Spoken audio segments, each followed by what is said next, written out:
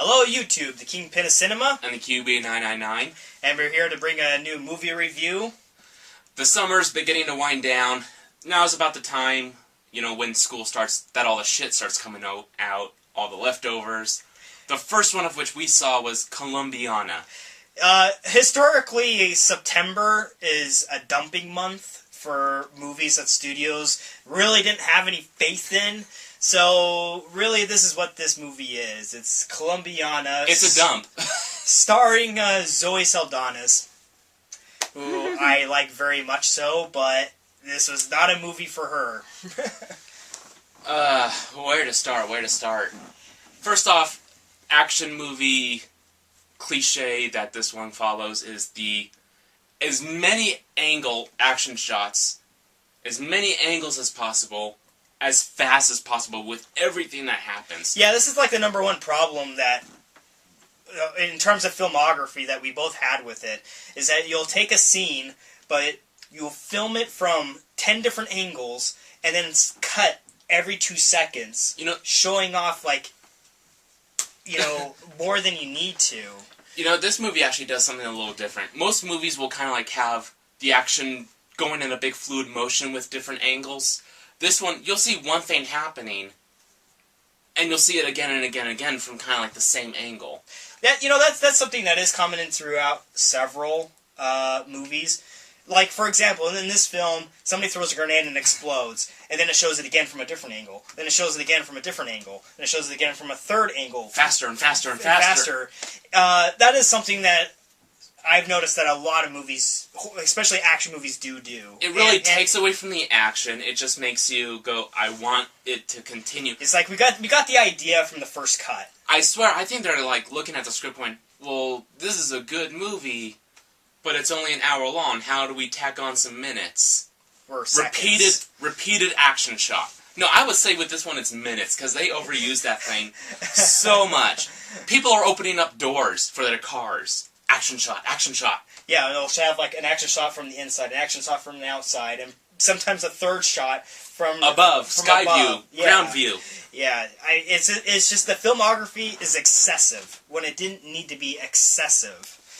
Let's see. Going in the kind of order, we talked about the filmography, and you talk about the story. It sucks. This one really takes a page from Leon the Professional, in that you have a young child who witnesses the brutal murder of her parents, though it happens off screen and she didn't actually see it. Yeah. And then she leaves her she gets away from her situation, comes into contact with someone. With her uncle. In this case, it's her uncle. Yeah. But the person that she comes into contact with happens to be a professional hitman of some sort, and then he teaches the girl his trade. So, is it fair to compare this to Leon the Professional? No, because Leon the Professional is an amazing film.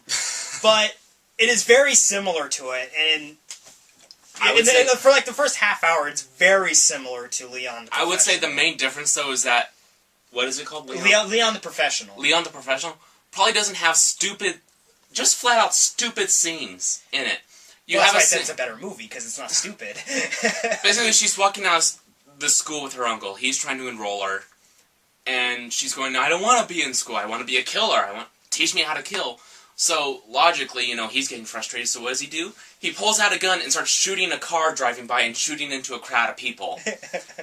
Now, first off, right here, everyone sees him do it. Everyone's looking right at him and sees this happen. Then he turns to the girl and starts going, well, do you want to be a killer or do you want to be a smart killer? You gotta choose right now. Even though what he just did wasn't a smart thing. Exactly. Trying to prove his point, but still. So, she's trying to make a decision. You hear the cops coming in the background. She finally grudgingly goes for the backpack, and then the cops, you see them show up. They're there, and him and the girl just walk away. And it's like, the movie does show a point of view shot of the crowd of people looking. So that tells me that they saw him pull out the gun and shoot. No one thinks to go, that's him over there. That's him over there, officer. Get him. Alright, that was stupid scene number 1.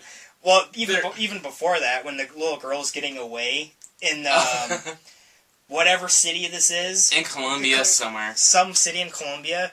She's like a little, like 9 years old, and she's able to outrun these fully grown men who are trained killers. She must have been Kenyan and drank some power thirst.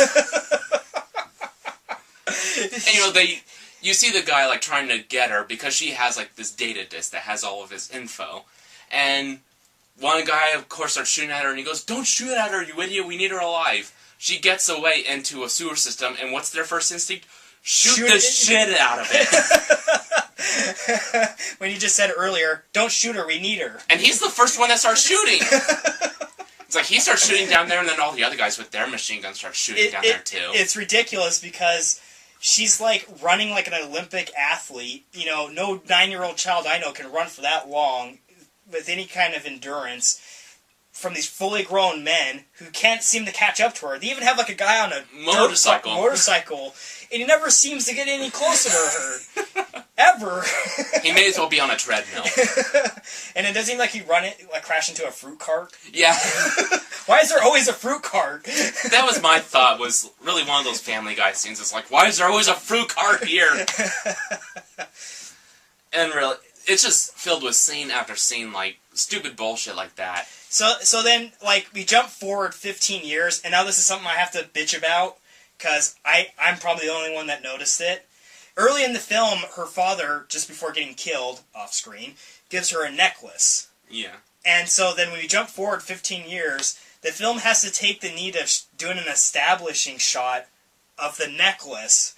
So it's because they think the audience is stupid. And won't recognize her. And it's like, oh, we have to have this shot of the necklace because people aren't going to know who this is. Even though our brains would have figured out 5 seconds of knowing who this character is. Alright, other problems. There's no tension in these action scenes. Not at all. Because this girl has the magical power of perfect timing. And she also has the power, Zoe Saldana, with the powers of perfect planning and perfect timing. I mean, you have the first thing she's trying to do is she's trying to kill a guy who's been arrested. He's going to be taken to a jail for a night. So she gets herself arrested, so she's in the same prison. Alright, you think that's good. But when the guys show up with the guy, they actually make a point of saying, "Hey, I thought you guys were supposed to be here the next day. Yeah, tomorrow night." So it's like, if this was such a shock, how did she know about this? Yeah. Or did she set it up so that he would be there a day early and they wouldn't be prepared enough? Now keep in mind, you never at any time in this movie see her actually planning the attack or setting up the routes to take or any kind of planning whatsoever. It's just execution. She just immediately goes into the situation, performs the plan flawlessly, might I add, having everything utterly predicted, how every person is going to move, what they're going to do, and there's no tension because nothing goes wrong, ever. Yeah. To compare this to another Hitman movie that came out earlier this year, The Mechanic, there were moments when Jason Statham and his partner would have something that didn't go to plan. Like they're in the wall and like the screw comes out and they hear them and they know the guys are in the wall. This girl, she must have like some sort of amulet or something. The necklace. That increases her luck by tenfold. She must have like god levels of luck if this were a D&D game. Savings roll. Yes! I rolled a natural 20 on my luck roll. But anyhow, the point I'm trying to make is like, it's, when you have an action movie, I mean especially a Hitman movie, and they're performing these jobs, every once in a while you need to throw in like a hiccup in the plan. So they have to think on their feet and improvise. It makes it exciting. But not her. It brings tension to the film. But not in this movie. Never does it happen in this film. Another bad aspect is, you always try and make these Hitman characters try and seem more human. More likable. So what do you usually do? Give them a love interest. But usually you give the love interest something to do, some part to play in the whole role. She has this guy that she apparently goes and sees every now and then. And there's no reason for it. Yeah, she just uses this guy for sex. Apparently so. And that's it. We have no idea when they met, how they know each other, because they even have a conversation and they know nothing about each other. Well, he knows nothing. He really knows nothing about her. You get that fact. And then, of course, she's just feeling uncomfortable. But it plays into how did they meet and how they get in the conversation of, oh, let's just bang one out every once in a while. Pretty much. It's like, he really plays no role in the whole movie. This is what we call filler. Not the good kind in Twinkies. It's just scenes that are there to pad out the movie and put an element in there to try and get the audience to care. Like I said, they looked at the script, thought this movie is like an hour too short. Let's add some more. So they put filler in it, or padding. The only reason he was in this movie so he could take a picture of her sleeping, and then he's with a friend at a cafe who just so happened to know someone that works for the police department. He shows his friend the picture. His friend, he has to go outside because he's getting ticketed in his car. His friend takes the phone, sends the picture to his friend who works in the FBI office to do a background check. And through that, all the shit breaks loose. She starts they know who she is now. They instantly, from this one photo... this guy happens to know someone that works in the FBI. It's just so... It's too convenient. Very convenient. It's what I call lazy writing. Instead of having the detective actually doing detective work... They just get lucky. Which happens another time, too. When she kills someone, she kind of draws, like, this orchid on their chest to kind of, like, symbolize her name. So that... She's sending a message. To certain people, but the FBI, like, holds that information for a long time. So still, the main FBI agent is sitting there with a plastic thing, she looking at it. When you have mailroom Jack come in and just go, oh, that's the orchid from Colombia. Really? How do you know that? Oh, my wife's Colombian. What is the FBI incompetent? They can't, like, look at the symbol and be like, okay, run this through every database. We have to know what the symbol is. No, random mailroom clerk sees it and instantly knows what it is. Again, more convenience. Lazy writing. So, and something I also got to bring in, the movie yet tries again to get us to care about Zoe Saldana's. So she's sending this message out, trying to find out the Don, because she wants to murder Don him. Louis, because he was the person who killed her parents. And they basically start investigating who's the hitman giving us this message. So, of course, they find her surrogate family, and of course they kill them, and she just breaks down and is like, well... Why do my actions have direct consequences? Her uncle is even telling her, like, you gotta knock this shit out. This is gonna get us in trouble. Yeah.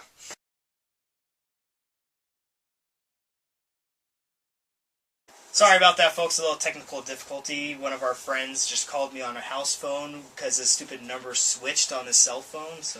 So anyway, back to the review. We're talking about all the stupid shit that's happening in the movie, including them randomly finding out what the orchid is. And also, one thing I wanted to bring up, too, was how when they're first, like, starting to investigate who did this, they're going, well, what about her, this girl in the prison? Like, what are they... Couldn't she be the assassin? And the guy just blatantly glows, we're not looking for a woman. Sexist. This movie is sexist. As if they actually know, like, it's actually a guy doing this. They have no clue on who's doing these murders. But he instantly assumes, no, a woman's incapable of doing this. Just such a random-ass line. Yeah, and it makes no sense. Oh, I remember what we were talking about is, like, so her surrogate family gets killed, and she just, like, breaks down, and we're supposed to feel sorry for her. She caused this situation. She should have been aware that something like this was going to happen. Of the danger. And I'm also going to point out the other major flaw of this. If her uncle had trained her so well to be prepared for everything, was not prepared for this. No. So he gets killed off screen. Oh well. Random old guy that did something for her gets killed. Yeah. Oh well. And then, of course, she goes to the head FBI agent's house, tells him, you're going to find out where Don Luis is for me. Otherwise, I'm going to kill your family. Again, and you'll know how again, make us, really feel sorry for her. So whatever sympathy that might have been generated from before... Gone. Would he instantly be gone if she's threatening somebody else that... Let's be honest, this guy's just doing his job. Yeah. And she's going to kill his family for doing his job? Wow. And of course, this guy has been trying to look into it, but, the CIA is in control of Don Luis now. And so, informant. He's an yeah, informant. and he's been, the FBI guy's been calling the CIA agent who's been giving him, like, the runaround. Giving him the shaft. So he finally goes to the guy's office and tries to plead with him, like, if you don't give me this information, they're gonna kill my family. And he's basically, like, oh no. Well. And he gets a phone call. It's her. She says, if you don't give me the information, she's just gonna kill you. And you see, like, the red dot. Oh, that glass is, like, bulletproof to any 32 millimeter. Shoots through the glass, and then... Of course, it's bigger than 32 millimeter. Of course, I'll give you the information. He's right here. He's right here. First off, and then you never see that guy again. Kind of a waste of a character, you know. He's kind of there just to give that information at that one point. That's his whole purpose. The FBI agent, why the hell did the girl need the FBI agent to go there? When she could have just called the CIA agent guy and shoot through the window and have him tell her. She could have just went to him directly and got it. Because apparently she knew where his office was to put up a sniper's perch and then shoot at the window. She... Also, another problem, none of these characters inform Don Luis that she's coming and set up a trap for her. An FBI, CIA joint operation to catch her. So we're throwing that logic out the window. See, this movie's just been full of... Plot holes. Useless characters, really stupid, just whole scenarios. Padding, lazy writing, and even the final... confrontation is kind of boring, you know? It's just like a fist fight between her and, like, the main, bodyguard. And the general of Don Luis's army in the bathroom, and again, it's like, pam, pam, pam, pam, pam. Pam, so you can't really see what's going on. And, of course, she kills him, and it's like, nobody cares. It looks like Don Luis is going to get away in this van. Now, if you guys saw the latest Resident Evil movie, where, like, there's those 10 helicopters in that hangar, but she knows just to take out that bomb and put it in that specific one he's going to take to escape. It's the same exact one, except she has dogs. She has attack dogs placed in this van, and she has them trained in a garage filled with 20 or so cars. Don Luis happens to go into this one that she decided to put the dogs in, and by the way, he's swerving a lot and moving around, and he doesn't hear anything in the back. Those dogs know to remain perfectly still and silent. And he didn't have the intention of looking back before driving off or anything. He didn't hear anything. He didn't look back. Just the aspect that she managed to... She knew. She predicted what vehicle he was going to take to escape. In that garage of 20 or so cars. What if he just, like, was in his little safe hut, got on the phone, called the CIA contact, and were called the police? What if he did that? Her plan would have been fucked. But nope, everyone seems to fall into their exact place in her plan. She has, like, everybody's, like, utterly predicted what everyone's gonna do. Like when she's encountered the FBI agent, and he's sitting in a chair that has a bomb on it, and if you were to stand up, the bomb will go off, right? Yeah. Okay. How did she know he wouldn't get up and just kill them both right then and there? Wouldn't he just been like, so I'm assuming the blast is going to be big enough to kill me no matter how fast I could possibly run away. Yeah? Well, you're about 3 feet away from me. What if I just got up? You'd be dead. It's like, fuck you, you're not going to kill my family, I'll just kill us both right now. So, see, just... everything in this movie is wasted. The action scenes are wasted. The characters are wasted. The storyline is just wasted. You know, she's supposed to be like this hot girl, too, so... I hate this movie, too, because it really cock-teases you. It's like, oh, here's a very... thin-veiled shirt that kind of shows her boobs, but doesn't. Oh, here's a shower scene from the top view. Do you see her... was that a nipple? I don't know. It's like, either show me boobs or don't. Don't tease me with them. Ultimately, Zoe Saldana's is wasted in this movie. Because I think she's a good actress, but... it was a terrible script. It's just a terrible script with terrible directing. So I guess the... one word to describe this movie is wasteful. It's a wasted film. Everything in it was wasted to its... all the potential was gone. And the movie itself is just a waste of money, a waste of time, and really what they should have done was, since, the first half hour basically perfectly mirrors Leon, the The Professional. It's just done a remake. They should have just, like, went further with that. Actually, like, seeing her train and her... Just keep it very specific. She wants revenge. That's it. Just cut out all the other bullshit and just have it be a straight-up revenge film.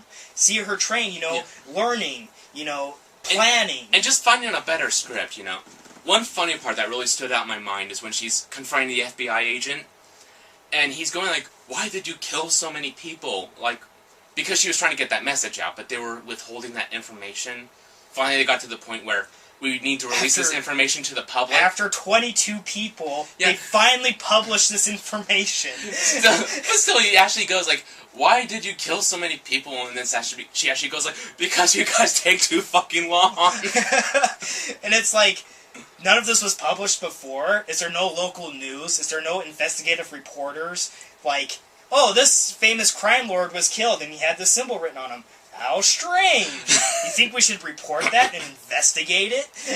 No, I don't think so. Not according to this movie logic, no. So, really, overall, I'd say a skip. But from a September movie, that's kind of what you'd expect. Skip this one, it's a waste. Don't pay attention to it at all. Watch The Mechanic. Watch Leon the Professional, or sometimes also known just as The Professional. You know, there's another Hitman movie coming out later this year of Jason Statham. Wait for that. You can do better. So anyway, I'm QB999. Kingpin of Cinema. And if you don't like it,